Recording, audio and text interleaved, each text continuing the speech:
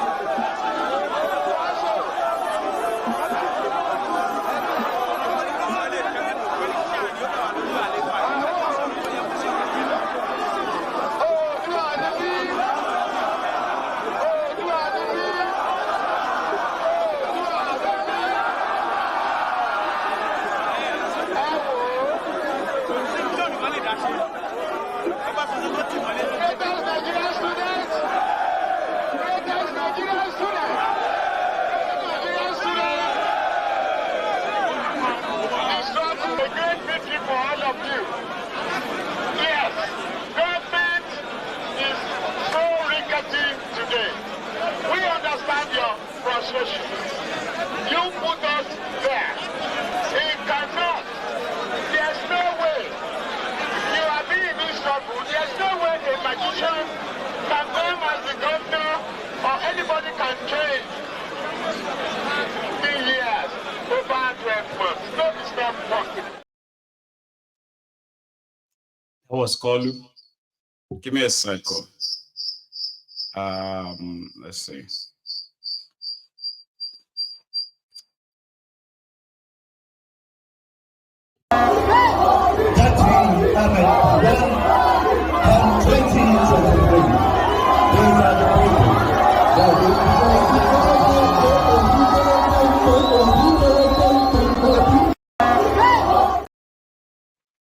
Sorry about that. I was putting something up. And because my device is so close to me, so it was making that horrible sound, okay? But that was called 25 years ago.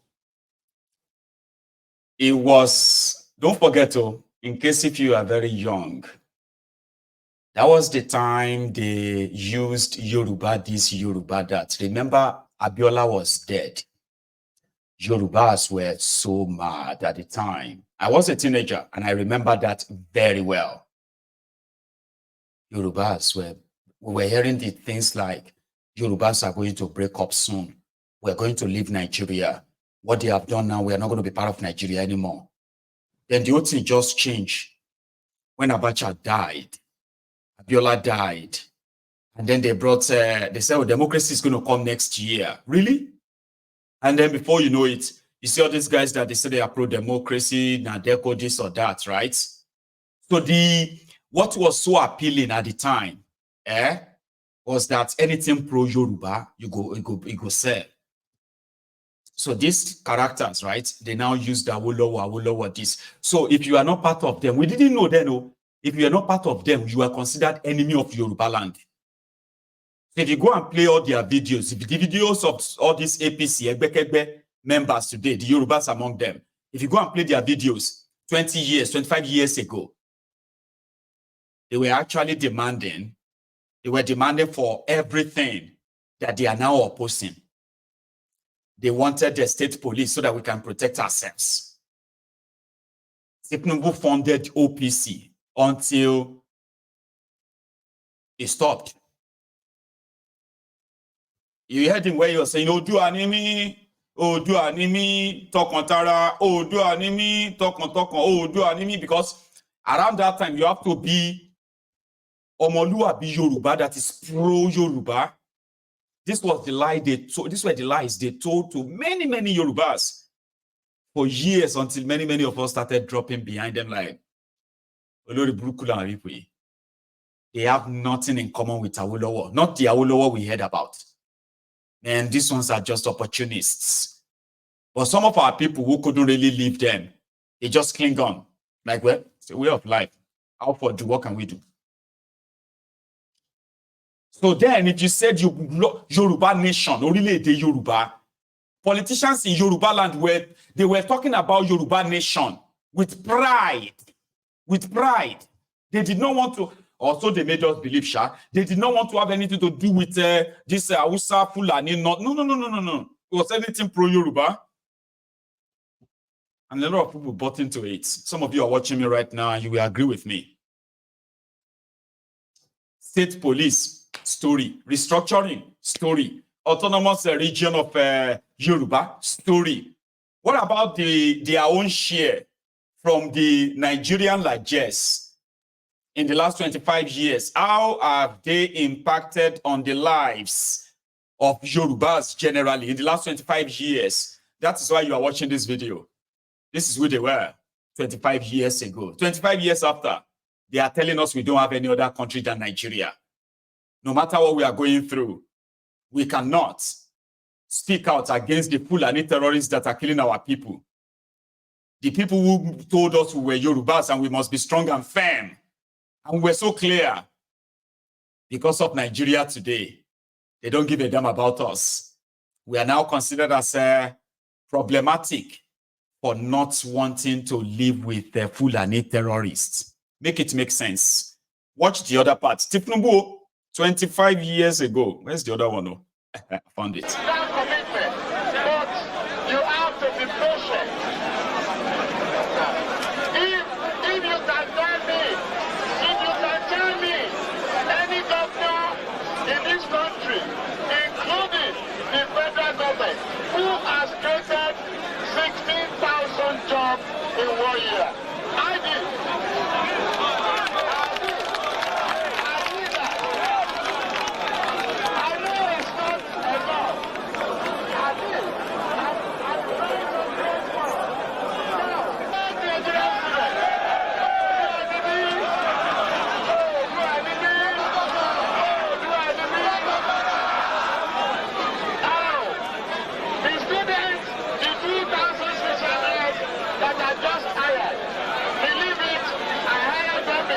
There's no need for them initially.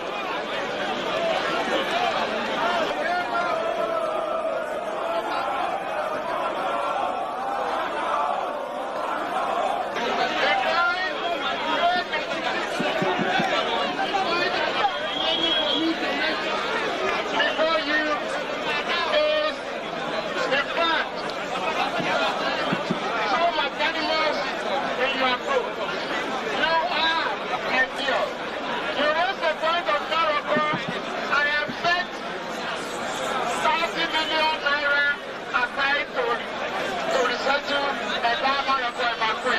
I have done that and they will be settled.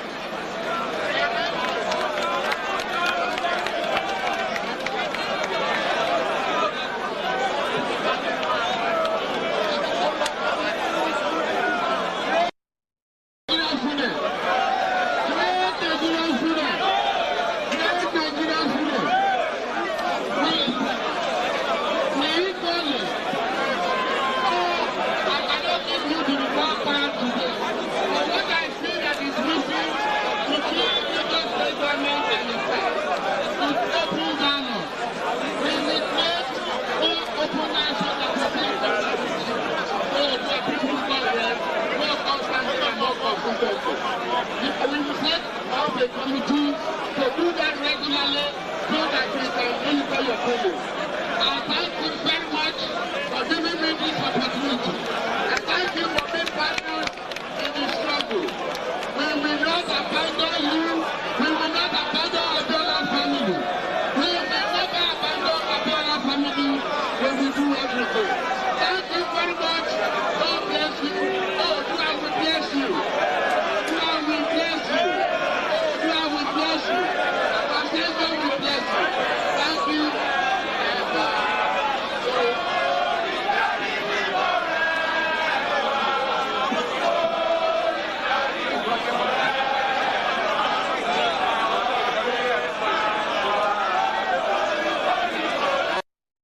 Solidarity forever. He hasn't started the looting of Lagos then. He was still trying to find his bearing. But he was already displaying the tendencies of a kleptomaniac. Okay? A wasteful spender. If you listen to that audio, that video very well, he was talking to the great Nigerian students. He said he has already spoken to his guys, so the reception will give them 30 million naira. And also, he is setting up a committee that is going to be looking after them, taking care of them. So whenever they need anything, right, they can always come. Those were the days when they were just setting up all the offices. And that was how Tinubu used the resources of Lagos State to buy as many people as possible. Many of them would never believe they could become homeowners. If Tinubu wanted something from them, he will give them land, he will give them homes, he will give them money. I'm talking about bag of money. And that's what makes him the godfather, that they said he made so many people. And he built Lagos. He was supposed to come and build Nigeria, right? And so the cement and water finish. Person we build Lagos, so he reached the Nigerian town, cement finished. Or, and so the sand and water, I don't know, something shall finish, Nigeria cannot be built. Peter Obi was on Arise News today. I haven't taken my time to see through that interview and combo, but it is his own June 12 charts. And to him, democracy is dying in Nigeria. He's not lying. Right now, the Agbadorians, you see the Agbadorians, the Abati Diot, the Bastard, the Lagos Abobakus, the Oshogbo Alimajiris, the humbled slaves, the sophisticated morons, and the voluntary slaves, the crumb eaters, the crumb chasers, the ass lickers, the all-risers, their uncles and aunties, the patriotic Nigerians abroad, the abroadian bat idiots, the abroadian bastards. Now they are blaming the obedient for Tinubu's fall. They said, you, the obedient, are the ones celebrating the Tinubu's fall. You are so unpatriotic. You are so negative. I was like, man, this don't turn from obsession to madness. Because before now, everything that is wrong with Nigeria, okay, we were trained to blame the Igbos. If you don't understand what is going on in Nigeria or the situation, okay, just blame the Igbos. It's the easiest. Everybody will tell the Igbos, yeah, this country, the reason why this country is not growing is because the Igbos are the problem. They were raised to say that. But now I think that is now changing. The dynamism of that is changing. It seems the paranoia level, the obsession is now obedient. I saw Bawala, this Bulawala, or whatever is his name, Atif Kuse's spokesperson. He is now Tinubu's spokesperson or spokesman. He's been running amok. And I'm like, I'm this thing, okay. So Atiku said, may Tinubu get well soon. Obi said, nobody should mock Tinubu. There's nothing to gloat about that Tinubu fell, or there's nothing to gloat about. Nigeria is bleeding. Let's talk about that. Guess who they have been attacking? Obi. And here is something he had to say. I plan to probably listen to more and bring you more of it tomorrow. But yeah, listen to this part. I would say that President Tinubu have kept to his campaign promises. Throughout the campaign, he consistently maintained that he will continue from where Buhari stopped. And that is done very well. I would say excellent. I'll give him an excellent pass mark. And it's very simple. Dollar was 460, is now 1,005. Fuel was 238, is now about 700. Diesel was 844, is now 1,415. A bag of rice is 35,000, is now about 80. A bag of beans was similar, 30, 35, is now about 90. Gari was 27, 28, is now 49, 50. A tuber of yam was about 2,007 to 3,000, now is about 10,000. Tomato baskets is about 40,000, that is over 150,000. Electricity is 66 kilowatts, is now over 200. You can go on and on. Our debts, even bread, which is a basic thing other countries are subsidized, like Egypt. Bread, smaller, medium bread was 450 naira. It's not 900 naira. The big one is 900, is 1,005. Our debt, like I mentioned, was 87.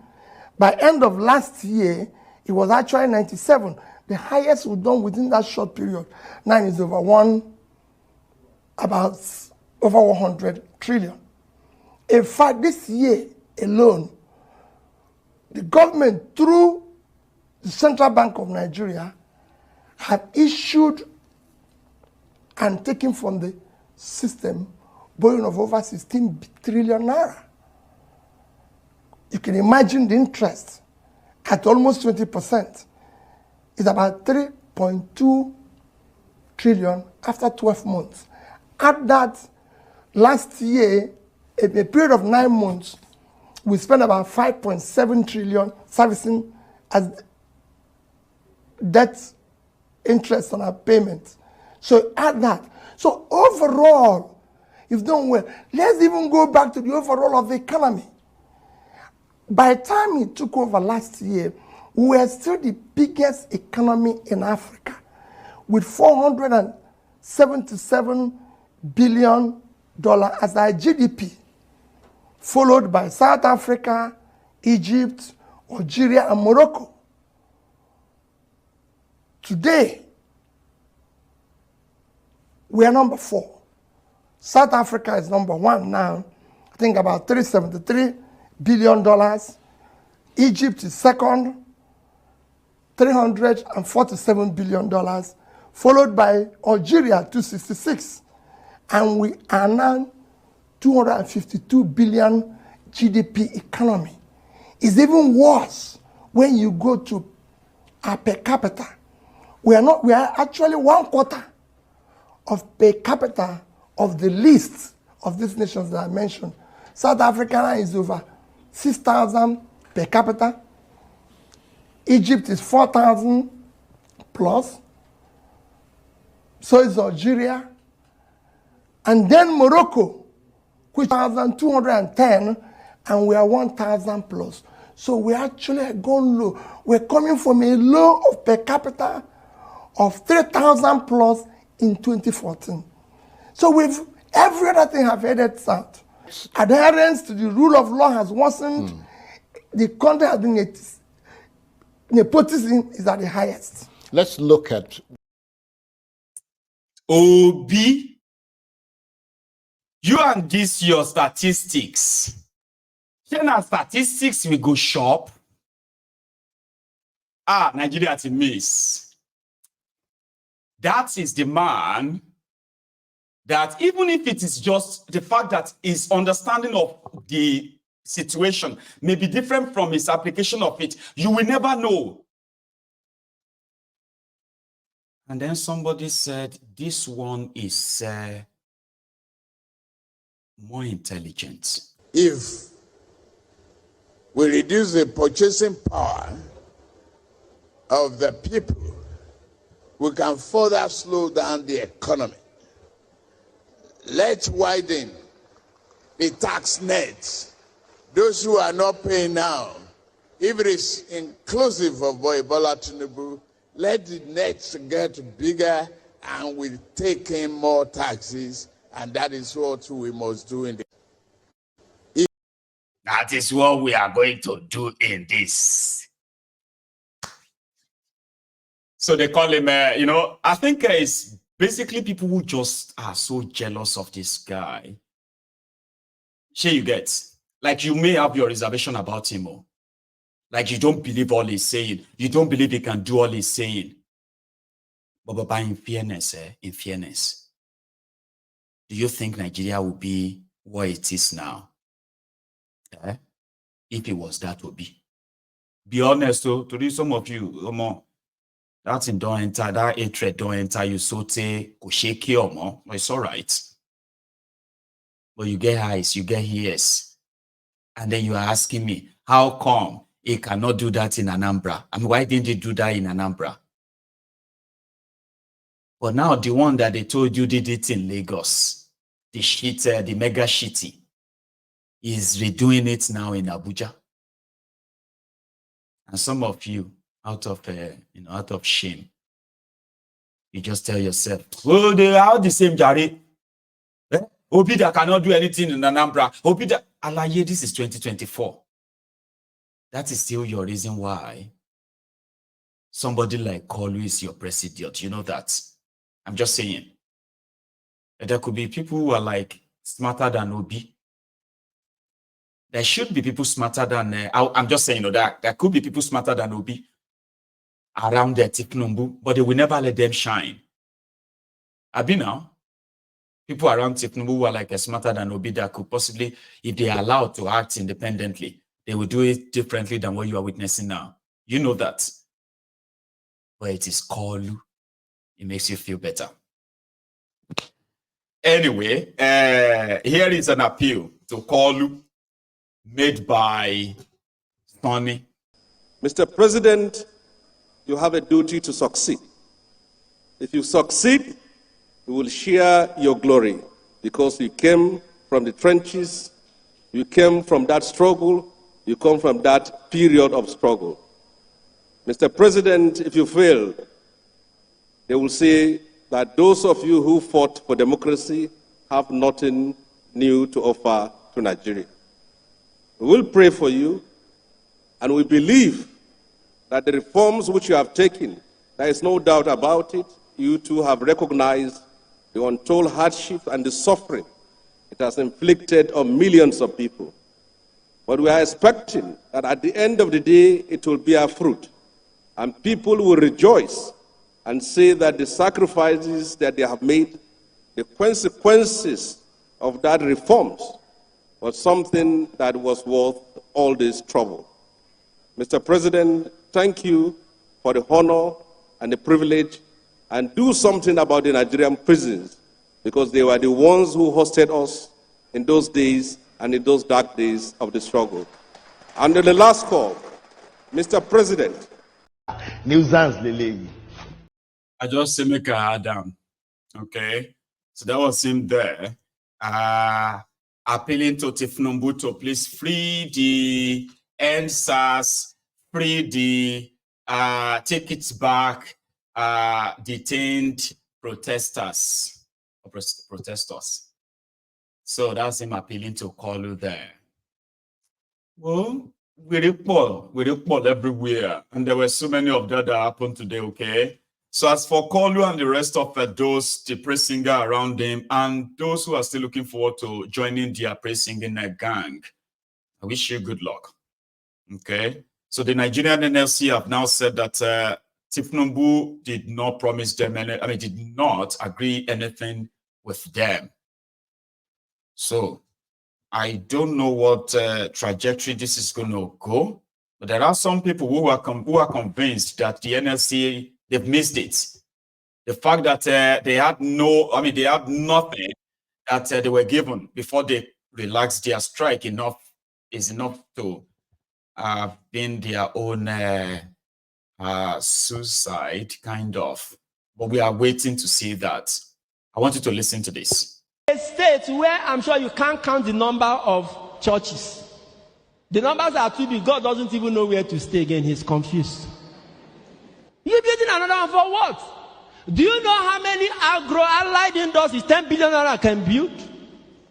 For a state where I'm sure it has among thousands of jobless youth. You will build the church, the jobless people will now come to the church and be praying, not knowing that their job is where they are standing on. Why can't we have sense? Or why can't they have sense? What is the meaning of all this? After that, they will tell us that your problem is from Abuja or it's one Fulani man in Aso Rock. Your biggest problem, geometric. In fact, if Abuja is a problem, Abuja's problem in your state is maybe arithmetic. You know what arithmetic is? 1 + 1 is equals to 2. It's simple. Our governors in the south, they are quadratic equation problem. They are. Trust me on this.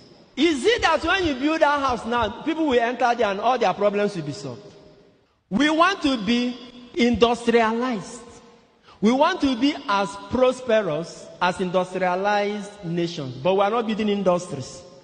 We are building mega worship centers that are not necessary. And then we enter inside those mega worship centers and be praying to be like industrialized nations. Na sense on I know get. I know they with her. I'm not there among them. Seriously. Nigerian Christians and religious people, including our politicians, they are like a man. God has blessed you with orange tree. No, not orange, mango tree. Mango tree that produces fine mango fruits. When the tree produces mango fruits, what do? You plug the one you can eat, you eat. The ones you can, you sell. Abi? And have money. But our mentality here is that we will cut the tree, saw it into wood, use it to build church. Then we enter inside the church and be praying, God, give me mango. God, give me mango. That's our mentality. God bless you there, Reverend Oloma. Oloma. Is it called Oloma? Oloma. Thank you. I love this analogy, and that is not a new video.